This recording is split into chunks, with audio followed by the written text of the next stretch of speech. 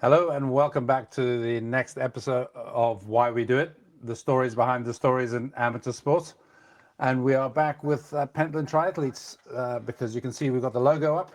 And our guest today, long-term Pentland Triathlete and formerly the Edinburgh Tri Club member, Craig Murray. How are you doing, Craig? Doing great, thanks, Jim. Excellent. Thank you for coming along. Pleasure. We've got a small live audience, as we have on the monthly Pentland Tri podcast. So we'll maybe have a question or two later on. No pressure from the small live audience, but we do have a live audience, which is good. A fair bit to talk about on your notes. You've been around the place. You've been in a few different countries. Yeah. And cycling is definitely the predominant sport. Definitely, yeah. Yeah. So, as I was saying there, I come from a family of cyclists. So my parents met in the cycling club, Musselburgh Cycling Club in the 50s. Before we get into all that, Yeah. I'm going to stop you. Okay. I want you to tell us about your first ever triathlon, and we'll go back to the very beginning.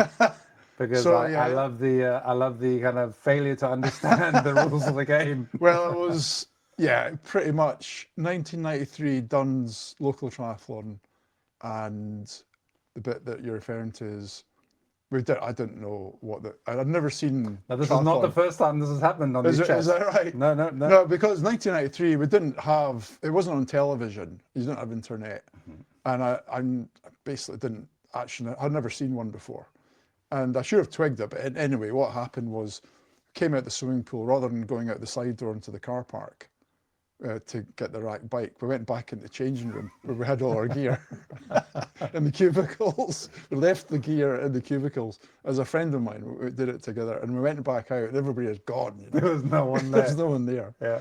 So we went, okay, we need to find out how to do This has happened before. I can't remember who it was. I've got a funny feeling. I'm wondering if it was William Gorrell, but we heard about it somewhere else from someone else. So it is not the first time I've heard a story like that, but it actually makes me feel a lot better, because in my first triathlon, I had to just tie my shoes on, I wore running shoes on the bike with just kind of slide-in pedals. Yeah. And by the time I put my running shoes on and tie the laces, I was the last person to leave the bike kind of phase, and I felt kind of just way left out. But that wasn't quite as bad as what you were dealing with there. Did you ever catch anyone? But you're a cyclist, so maybe you caught someone. To be honest with you, I was second out of the pool. Right. So you had that advantage. in my heat. Yeah. So it was. You know what it's like. You kind of pass some people. Yeah. That kind of thing. Good. Right. So let's go back to the beginning now, and I'm really fascinated by your parents. Yeah. I know. And in the 50s, because that's got to be quite unusual. So tell us about your early years. So my parents met in the cycling club, Musselburgh Racing Club. They were both racing cyclists. So that's the bit that I find amazing. Yeah. There can't be many people racing bikes in the 50s. I think there was quite a lot, actually. Oh, were there? Well, cycling was really popular in the 50s. Okay. Because people didn't, it was a form of transport as well. Okay. And it was actually, literally, if you go to youth hostels, according to my dad's stories, if you went to youth hostels in the 50s, 60s, there was hundreds of bikes. Right. So it was a social thing. Right. Okay. As well. And I stand corrected. So normal then. My auntie met her husband in the cycling club as well. So that was, quite popular. Okay. So, I was. But your parents were racing. Yeah. So tell us a bit about that. My dad was one of three brothers, and they all raced. His two elder brothers, much older than him, and I think they're both in the Musselburgh Cycling Club. I think the road club and this Musselburgh club are the ones that are left from the old days. Right. Okay. Locally. ERC. Yeah. And he was into it from a very early age, and he was brought up with it because of his brothers. Right. Okay. And he was. The equipment must have been something else. The bikes themselves. Yeah. Well, there's all sorts of stories about equipment and, racing, cycling 100 miles to Dundee or something, and cycling 100-mile race, and cycling back in the snow, and all this sort of stories. Yeah. It was.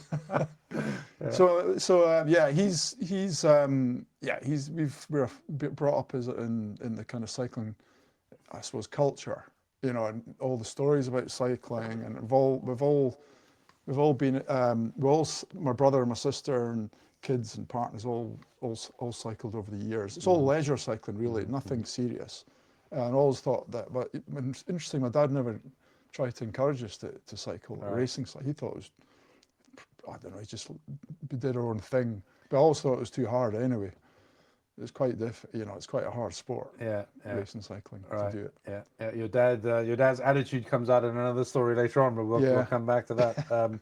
So youth hostels and traveling around, and so actually, rather than parents kind of supporting their kids, it sounds like you were supporting your parents in their racing, going with them to various things. No, they were. It was just a social thing. The youth hostling when I was brought up, you know, in the 60s. Okay. So we'd go away at the weekends with our parents. Yeah.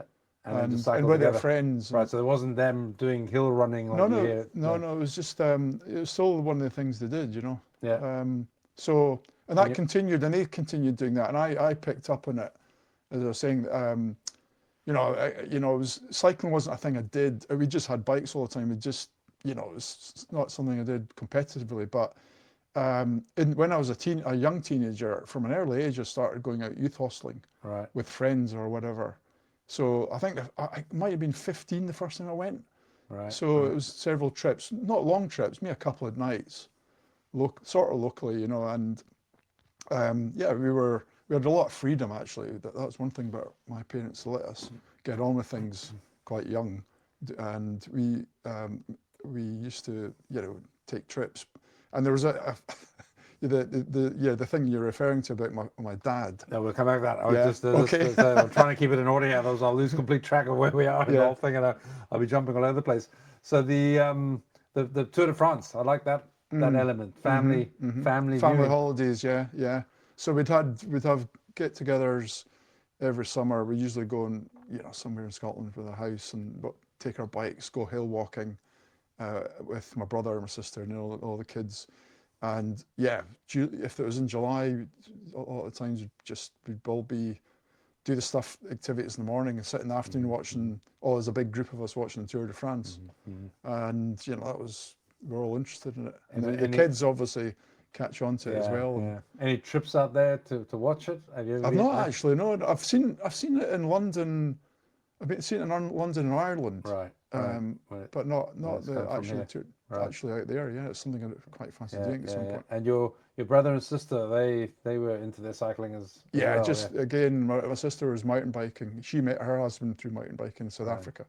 She's been in South Africa 30 years. We're coming to the South Africa piece, yeah.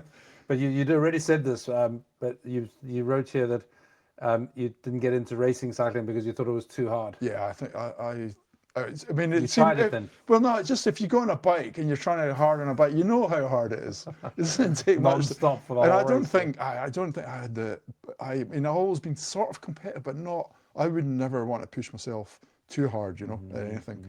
So I've always been, like I said, I never really excelled at anything. I just liked doing lots of different sports and try different things.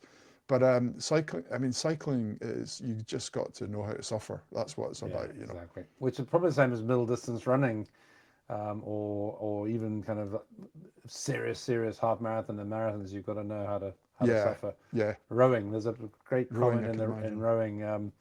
There's the guys who won in the 2000 Olympics, where the 8 finally won the GB8. There's a book about that, and it's become a business called Will It Make the Boat Go Faster, which is all about kind of putting your effort into the right place, not kind of messing around with things that don't contribute to the end solution.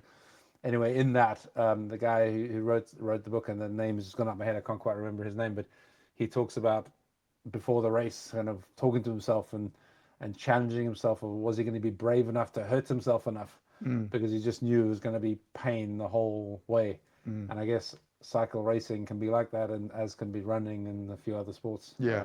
That wasn't for you. To be honest, I was doing other sports as well, so it was just never.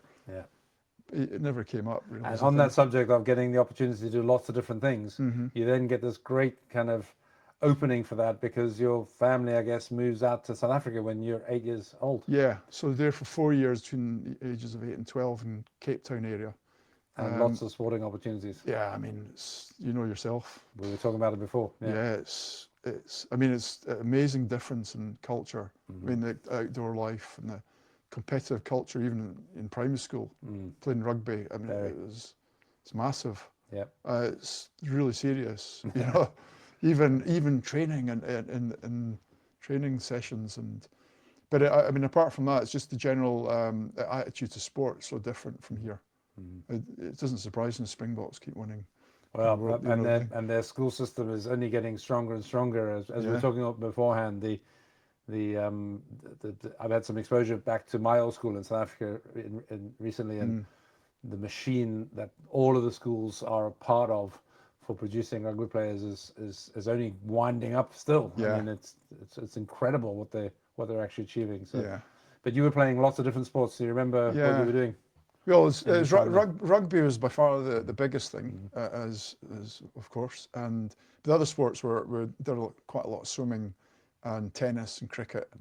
I mean, there's a cross country season. Everybody's got to do that, even if you can't run. Everybody's got to do it. You know. Yeah, exactly. Yeah. So well, rugby at my school, we were talking about before. Sorry, we keep mentioning that, but rugby at my school was compulsory until you were 14 or 15. Yeah. Even if you hated it, you just had to keep playing. They wouldn't let you stop. Yeah. Well, just in case, and I probably would have stopped it a bit younger, but once I've done it for 2 or 3 years, I then grew into it and I loved it, and I played for ages. So. Yeah. I mean, I stopped. I played rugby to the point I started working after university. Just going to London, it was too difficult to keep going. But my brother played rugby from the ages of 6 to he was in his late 30s. Played for 30 years, off and on. You know, so you know he did it for a long time. And then you were back here. Yeah.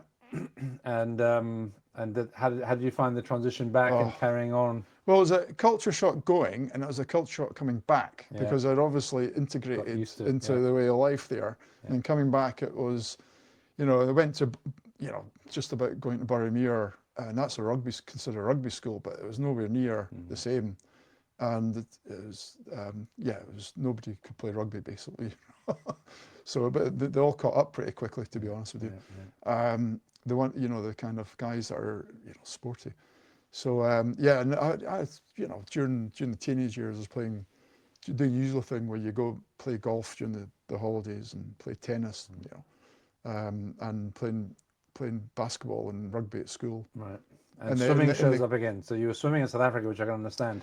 Yeah. Because everyone just swims all the time there. Yeah. I did 6 months in a Inverleith swimming swimming club. Yeah, when I got back, but it didn't suit me. So I tried to get into Warner, but I didn't get in. And then Inverleith were considered the next best. You know.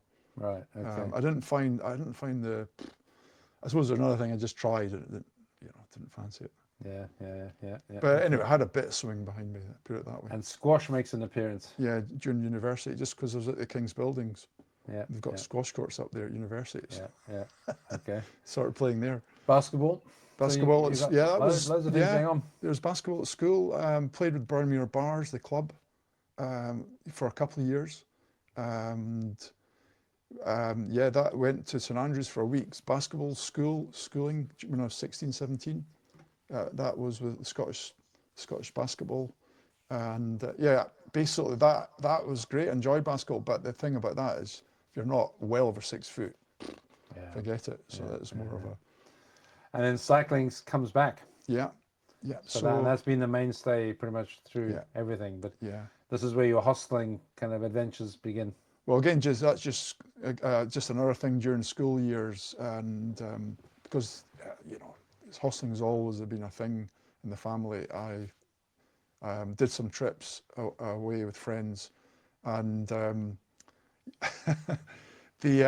suppose the overriding memory is the thing I was saying about the fact that on a couple of occasions, on the first day, being 15-year-old or something like that, wasn't able to properly look after the bike, and my dad always what happens if you're in your 50s and you can't look after the bike? Nothing's changed, I know. No, it's not me. I'm the same. But basically, you couldn't. My dad always fixed the punctures and never actually said, let us do it ourselves. So when we went hostling, there's a couple of occasions I didn't get, on 2 occasions, the first day I got punctures, I couldn't fix them. And I was with friends and they were pretty, practical guys as well. We couldn't fix them. So the first occasion we were going to Coldingham Hostel down the coast, got as far as Dunbar, and we just couldn't fix the puncture. I had to walk into the town from the A1 and phone my dad, and he came in the car and picked me up. And he was really annoyed, So he didn't mind my fixing day, them when he was there. we never had some of our dads to phone to pick up and all this. And you see, don't ever phone me again, So I'm happy to do the puncture if I'm there, but I'm not there. Yeah, he was really. And then it happened again. I was with my brother. I think I was 16. He was 14. We're cycling at Stirling. Got as far as Linlithgow. Got a puncture. I couldn't fix it. And this time we just went to the bus station and got on the bus. Got the bus home. Got a bus, S&T bus back to Edinburgh. And there was another occasion where there was a friend, and I think we're around Calendar, and it was a spanner fell out the back of his the pannier into the wheel and wrecked the wheel straight in, and he had to phone his dad, and I was, thank God it wasn't me. His dad can come up, but his not dad yours. came out in the car. Yeah. Your dad's blocked his line. He's not taking. You don't want to cycle. You don't want to go with hostels too far away. To make sure you can get. So this is all still in school. So we haven't even left school with all of this. It's so just there's a lot going on. Yeah, bits and pieces of stuff like that was. But then you're away from London again. Oh, sorry, you're away from Scotland again to go to London. Yeah, just started work after university in London. And so talk us through sport and those. Well, years. I mean, at that point, studying for accountancy exams, just no time, and working, no time for doing sport. So it was literally going out for runs at the weekend and the evenings, and that started the running sort of as a thing.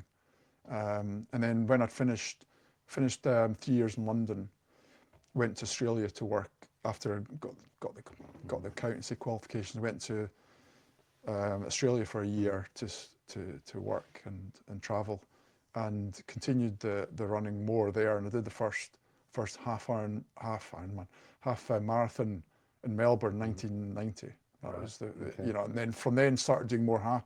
Came back from there and continued with the running, doing 10Ks and half.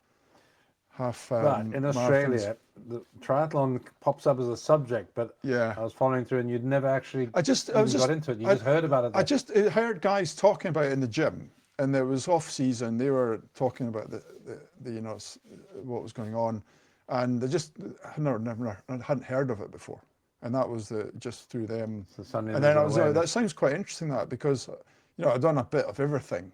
And I thought, maybe that's something I could do. So, put the idea in the head at that point. But when we were talking to Julie, she got into it. She was doing triathlons in Australia. She discovers it out there, and she gets into it. But you don't. You hear about it, and then you come back first. Yeah. But I mean, I didn't see it was possibly it's just the time of year. I was in Melbourne during the winter, and then we worked for a few months, and we started traveling. So there wasn't. You were there in one place for a long time. Yeah. We were working and did the same, and went to Sydney and worked for a few months. Right. Okay. But you did get into it when you got back to the UK then. Yeah. So 93 was the first one. After coming back and doing more running, came back at the end of 91. Did more running. Started doing half marathons. That was the main thing actually for a few years, and then the end of 93 started doing triathlons. And we've heard the story. Go on. And we heard the story, and then after that joined the Pentland. So you thought Edinburgh hang on a minute, Triathletes. Apparently changing in the changing room isn't the way you do this. I better join a club that can show me how to do it. Edinburgh Tri was where you were. That's it. And these days we used to, the triathlon club was smaller than it is now. Right. And used to meet Fetties for Saturday morning sessions, got swimming pool and Fetties. In fact, what happened was you met up, and then you went for a cycle out the Linlithgow direction, out and back. If they got back early enough, some would go for a run, and then into the swimming pool. So that was the routine. Right. And were there many clubs around? So that's the only one I'm aware of. Because I'm not sure if we've spoken to anyone else who was doing triathlons that early. Yeah. And Pentland Tri kind of group that we've got now. Yeah, I don't think so, no. You must be one of the first ones then who was doing it there. So Edinburgh Tri, was it the only club? Was that the only option? Yeah. Locally, yes. There had been some outside Edinburgh, be other clubs. All right. It's interesting. Some of them were a bit localised. So Ayr had a really good club. Aberdeen, I think they had a good club. So you kind of all the big places had one club each. Yeah. And then some small towns had clubs and all. So it was quite interesting to hear people talk about their triathlon experience. And what's really noticeable is when in the 90s, there weren't many Ironman events around. There was the Aberfeldy half. All right. Okay. So that's been going then. And that's been going for a few years. I don't know what year it started, but a lot of the events were mostly in swimming pools, a lot of sprint Olympic distance, and there were Loch Orr was going at that point, and there was a Loch Lomond one, which I remember doing, which was absolutely freezing. Didn't have a proper size wetsuit on. It was like a half a job, and it's freezing. And anyway, I remember when Scott Balfour's he's well-known face. Yeah. He's coaching us in these days in the mid-90s. I remember he went off to do an Ironman in Nice, and it was a big deal because not many people were doing Ironman. It wasn't the thing. You said here that go on. It was like if people went out to support him because nobody else was. I mean, I think he was. You'd probably ask him if you saw him, but I think he was the first around the mid-90s to go out and do an Ironman because there was probably none in the country. So you're all doing sprints and Olympic distance all over Scotland. So you've obviously done a whole bunch of races in those early years. Yeah, done Freeze, Ayr, Huntly a couple of times. They're just swimming places with swimming pools, Yeah. It'd be interesting, just looking at Frank here in the audience, when do we think the first Ironman concept, the concept of Ironman distance, and when was the first Ironman event? Because it's interesting you say not many people did it, not people were focused on it, and then Scott's going to do it. It just seems such a big thing to do an Ironman these days. So Scott decides he's going to do it in the 90s, and everyone's like, oh my God, we're all going to come and watch you do it. Yeah. Well, I remember him, I remember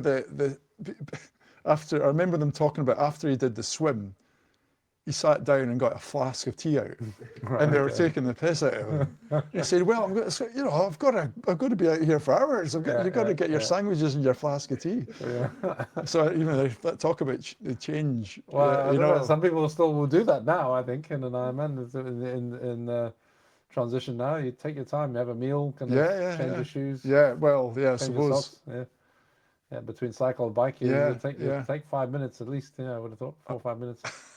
But you, eventually, this is something, I'm jumping a bit here, but you eventually decide that you're going to have a crack at this as well. Well, the Ironman. Yeah. I mean, it was in my mind that it's something you should do at some point. But this is in your 30s, and you start having kids and having the time. I know people who do it with kids. It always amazes me. I mean, Matt in particular, he's done several Ironman distance events with youngsters. But anyway, it gets in the way. And then I did the one back in 2014, Outlaw. I was living in Ireland by that point. I was in Ireland 15 years. I lived in Ireland for 15 years between starting 2000, and eventually got the Ironman distance done. And I was doing a few half Ironman on the run up to that, obviously. But it was actually Frank who put me onto that because he had done a couple of them, I think, at that point. And I was meant to be doing Copenhagen with local guys in Ireland, but didn't manage to get a place online application done properly. So I ended up doing the Outlaw. Yeah. And how was that one Ironman? It was good, but by that time, I tell you what, it was good. It was good, and I felt, like ticking the box sort of thing, a bit. But my knees were going by that time, and that was my overriding memory of it. I was in my early 50s. Right. And the knees were, I think it's just wear and tear. My knees were going. I just remember struggling. You've done a lot all the way through your life. I suppose it's, whatever. I mean, nowadays they say you weren't doing enough in the gym to strengthen your Strength training. Yeah, strengthen the muscles around the knees. Yeah. And interestingly, I've kind of sort of caught on to that idea quite late that that's what you should be doing. And do you do that now? I've started doing it And now. is it helping? It's too early to say. Well, I can tell you that I have started to get, as people have heard me say several times, challenges with my knees last year, was it? Yeah, just over a year ago. And I've been doing a lot more strength recently, and it is making a difference. Right. I mean, if not on its own, there's a few other things going on as well. Yeah. But in terms of things I'm trying to concentrate on, but I'm sure the increased strength is helping a lot. Right. To take the pressure off the wrong places, if that makes sense, in the knees. So, Right. Okay. So don't give up. Keep going. Yeah. I mean, I have. So anyway, what happened was at the back of that. It's sort of the last after 2014 doing that. The last triathlon I did was 2016, St Mary's Loch, Olympic distance, and my knees were shot by that time. And I've tried over the last few years to now and then to go back to running, but you might get a couple of runs in, and then your knees are gone again. Right. And have you sought kind of advice on what is actually up with the knees? What's the advice is diagnosis? always well, I haven't specifically gone and checked what the problem is, but the advice always is, strengthen the muscles. And the same if you have back problems, they come up with the same thing about strengthening the back muscles. And, when you have these ailments, as you start getting decrepit. Yeah. So no scans or anything like that. No.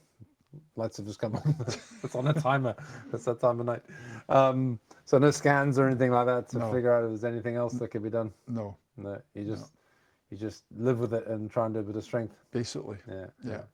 Or is it just a good excuse? Because you've got the physio, and that's what they do. Is they say there's an imbalance. It's usually physio as you go to, and then they say there's an imbalance, and they are trying to work out they give you advice on the exercises. And, Yeah. But I haven't actually properly, and I just retired at the end of December, and now I've got a bit of focus on it. I said, well, let's give this a go. And so what I actually do is I go to started going to the commie a couple of times a week for a swim, and then going straight to the gym afterwards because you're all warmed up, and I find that actually works quite well. You do know we have a club swim on a Monday night at the commie. I don't think it's far too late for me. You're going to the commie for a swim twice a week, and then there's a club swim on there. Yeah. So it's funny because I've religiously been going to the Saturday morning sessions in Balerno. Yeah.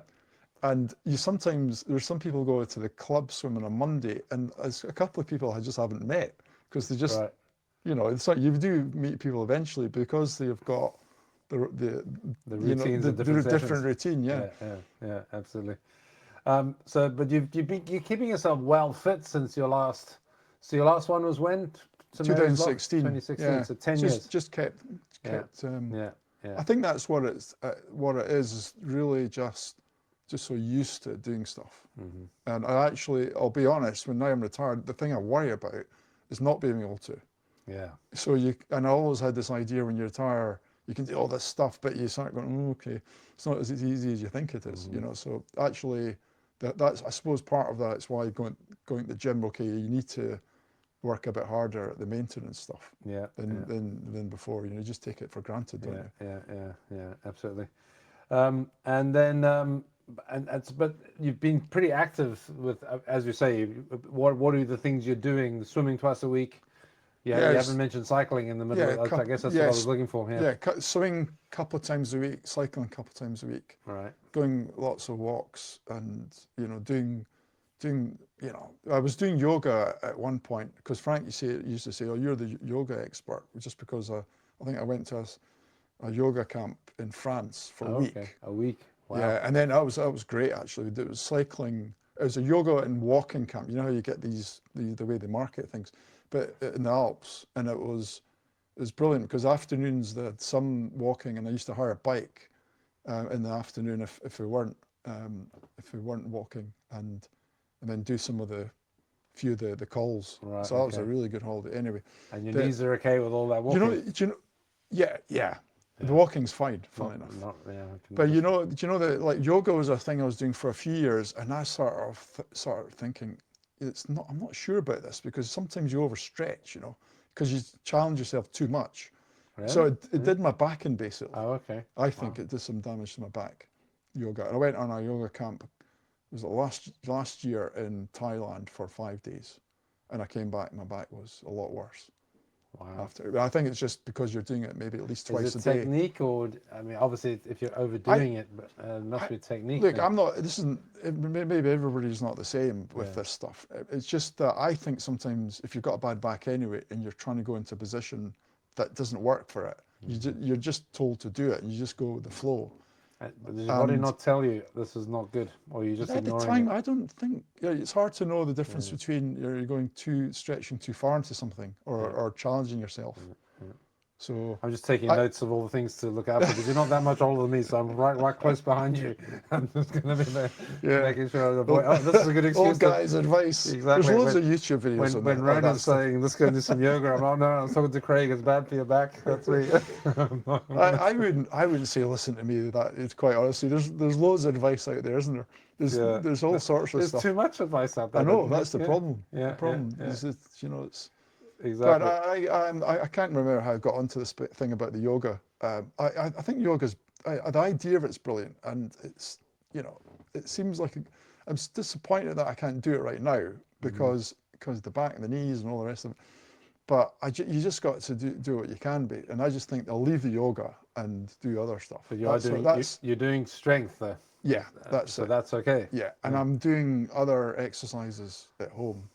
Right. That are around the yoga stretching stuff. Are you in a club for strength exercises, or are you doing off where you get too much information out there again? Where are you getting this information I'm from? just looking at all sorts of stuff on YouTube and looking at what works for Pacific. And I've been to the physio, on. You know, Frank runs a core and strength on a Wednesday. Do you do that?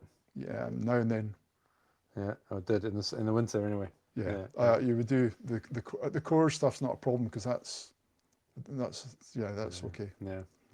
And how's retirement generally, apart from and do you feel you kind of alluded to it earlier on, but let's explore that a little bit more. Do you think your sport has kind of got more space, or? Yeah, definitely. Yeah.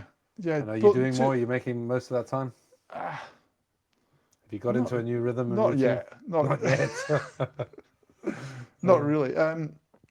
I've only retired at the end of December, and I was in Australia for the month of January. Right. You went away, and there's other things going on, but nonetheless, I have ambitions to try and do a bit more. I'd like to. I mean, the bit that I hadn't talked about was when I was in Ireland for 15 years. We skipped over the whole Ireland thing. Yeah, the Ireland thing was. And that's because I jumped forward to the Ironman thing. But it's just. So tell us about you. I'm just trying to work out where we were now. So it's 15 years living in Ireland, and 12 of us in Tullamore, which is in the middle of Ireland, the back end of nowhere really, between Dublin and Galway.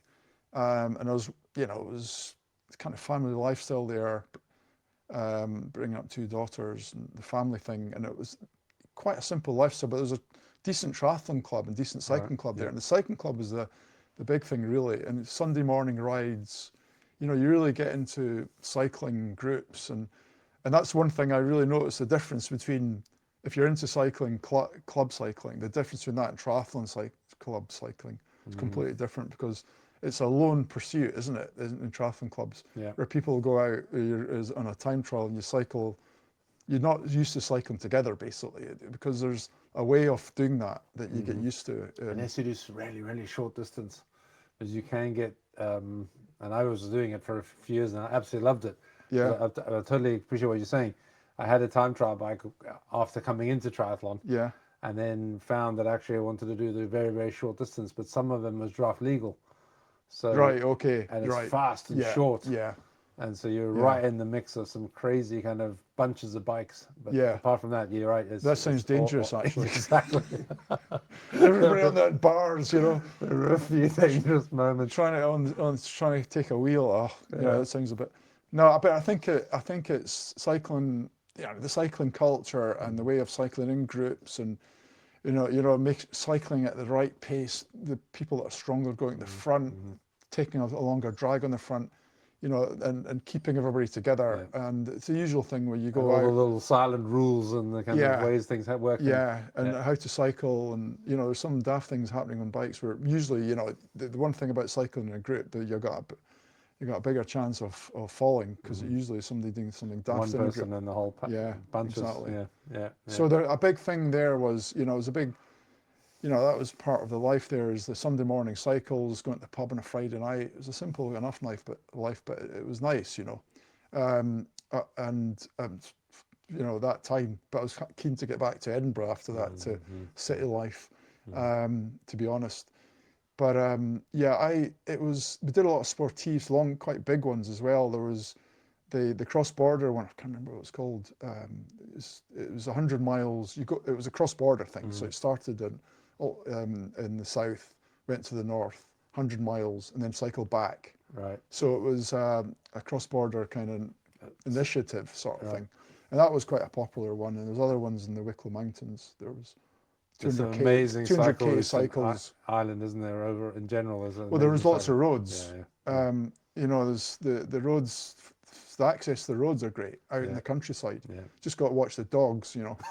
They're pretty brutal for coming out and you know, just having a go at you.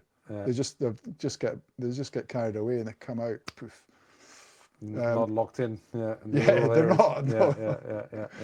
We're gonna come back. I'll give you some warning to come into some questions, so we won't jump straight in, but just have a wee think about that. But what we haven't done is we haven't done pictures. No. You gave me 2 pictures. We could have thrown these up at the time Struggling when we were there. talking about them, but we were talking about equipment before. Back in the day, so there's some top level high speed equipment there. Is this Christmas Day or Christmas Day 2009? So 2000 and something, 19 something, 1964. 64. Yeah. 2-year-old. Wow, That's quite big for a 2-year-old, isn't it? a nice little Quite tricycle. Your cycling parents are like, right, get you on a tricycle, get you going.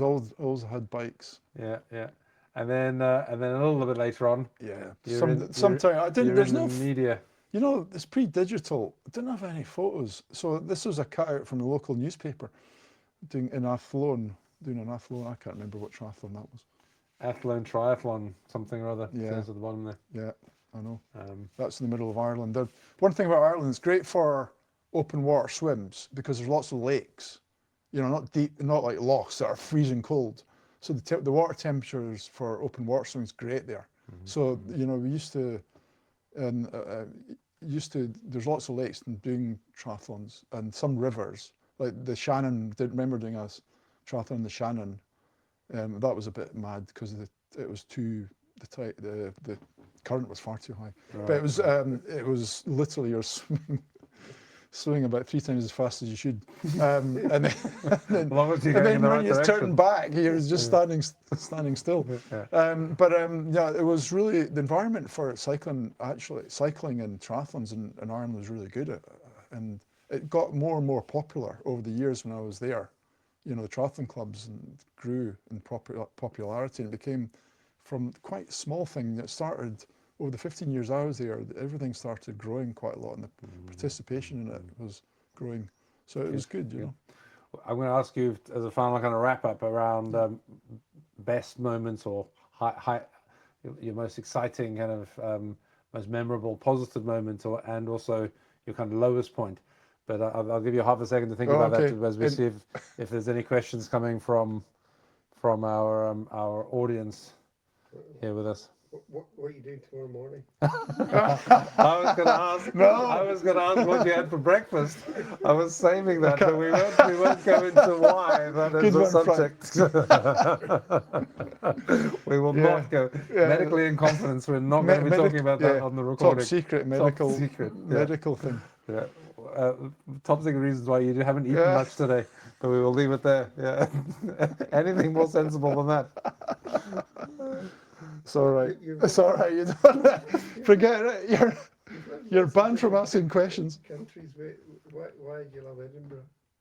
Why do you like Edinburgh? It's home, isn't it? Really. I mean, you know, it's the usual thing about Edinburgh: freezing cold weather, downside, but everything else is brilliant. Everything else is brilliant. Yeah. That's actually a really interesting take. I've not heard that before, but it's very true. Yeah, I'll give you that one. Yeah. It's you know, it's access to all this, you know, countryside hills, but a world-class city. I think. Yeah. We're all subject slightly about it. We're supposed to be a sports podcast, but now we're promoting Edinburgh because I the reason as an outsider coming in, I love Edinburgh because everything you need, but it's small enough to get in and out. Unlike Yeah. London, Yeah. who needs 25 theatres when 3 or 4 is plenty, etc. So, And interesting, I got less bothered about the weather as I got older. It used to bother me more about getting away to nice weather. and you spend some time growing up in South Africa, like me. The weather is a bit of a challenge in the winter, I've got to say. I love it now, when it's just starting to be beginning of the long days, is again back on the cards. Anything else from anyone? Otherwise, I'll jump. No, we're good. No more kind of I tough can't questions. think of the answer to your question. What's your most exciting, best moment? In triathlons? No, in any sport. In sport? Blimey heck, I don't know. Your highlight. God, blame me. That's... Or is your low light, your lowest moment, your toughest moment? Toughest? In that changing room or halfway around the Ironman? When was your The changing room was just pure funny, wasn't it? Yeah, no, exactly. You know. So I can't really highest think and lowest moment. You got to come up with something. A lowest moment. Yeah. Well, preferably one of each. There's all the different things you've done. You should have asked me that before. Yeah. Kind of a warning, you know. I've given you a warning of all the. God, blimey, nothing's popping into my head, quite honestly. Top moments. You've fallen off your bike. I've fallen off my bike. But not get.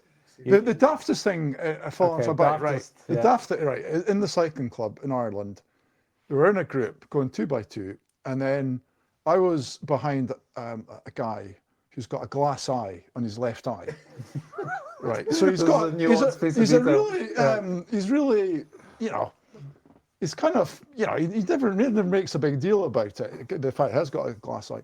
But anyway, a gap opened up between the two guys in the front, and for some reason the guy beside me decided that he would go through the gap, because somebody came out on the outside for a little sprint, and he said, I think I'll join them.